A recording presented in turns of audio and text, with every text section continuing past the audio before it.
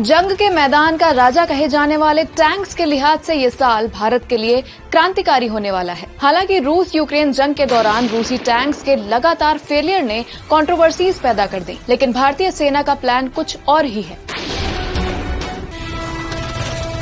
दरअसल रूस यूक्रेन के बीच जारी जंग में ड्रोन्स, एंटी टैंक मिसाइल्स, तोप जैसे हथियारों ने आसानी से रूसी टैंक्स को तहस नहस कर दिया, जिससे जंग में वन मैन आर्मी कहे जाने वाले टैंक्स पर दुनिया भर में संदेह पैदा हो गया।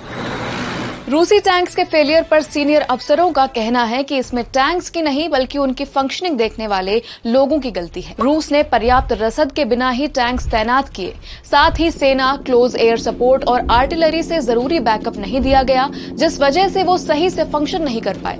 नहीं तो युद्ध में टैंक्स आज भी अटैक और डिफेंस दोनों के लिए सबसे अहम हथियार है। लेकिन इसी बीच इंडियन आर्मी ने एक प्रोजेक्ट के तहत वॉर टैंक्स पर 57,000 करोड़ रुपए खर्च करने की योजना बनाई है। इस साल भारतीय सेना लगभग 57,000 करोड़ रुपए के मेगा प्रोजेक्ट के लिए रिक्वेस्ट फॉर प्रपोजल जारी करने का प्लान बना रही है।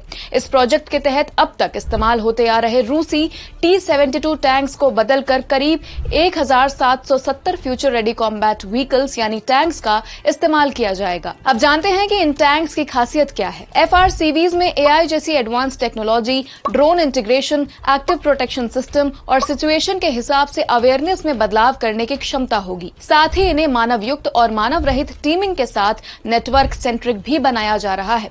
FRCVs को 3 स्टेजेस में बनाया जाएगा और हर स्टेज पर कुछ नई टेक्नोलॉजीज इंट्रोड्यूस की जाएंगी। इतना ही नहीं, भारतीय सेना स्वदेशी अर्जुन मार्क 1A टैंक्स पर भी काम कर रही है, जिसमें 118 में से 5 अर्जुन मार्क 1A इसी साल तैयार हो जाएंगे। इनमें 14 मेजर और करीब 57 माइनर बदलाव किए गए हैं। पहले DRDO यानी defence research and development organisation इन टैंक्स का इंटरनल ट्रायल करेगी और फिर इन्हें भारतीय सेना को सौंप दिया जाएगा।